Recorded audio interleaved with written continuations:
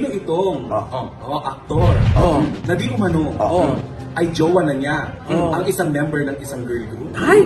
At ito nakakaloka. Itong si aktor may matagal na kalab team. Sino yan? Balitaan ko sa isang premiere night. Ah, ito nga si aktor. Di umano, ipinahatid niya. Itong si member ng girl group, gamit ang kanyang sasakyan. Naku, bago pa man yun, Papao, napapabalita na nga itong dalawa na parang nagkakaigihan daw sila. Nagkakaigihan pa lang? Or sila na? Parang gano'n na rin. Dahil na syempre, lagi din naman sila nakikita kasama. Sino yan? Sino yan? Ito nga, chinika lang din naman sa akin. Ang chismosa. Wala chika sa akin itong si Donnie Pangilinan at saka itong si Vinnie Mica, nagkakaigihan nga.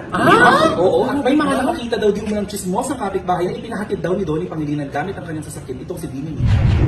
Noong premiere night. Nang tayo sa wakas, na premiere? Ay hindi, sa after party.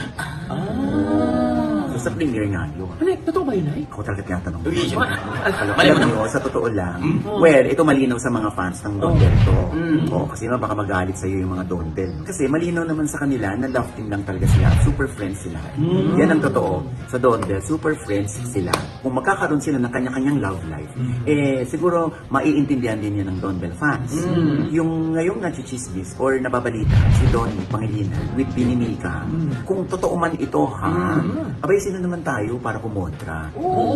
Lalo na kung wala namang sabit pareho. Matatalino ng mga fans ngayon, kaya na nilang tanggapin yung katotohanan ng may kanya-kanyang buhay, yung love team na kanilang sinusuportahan.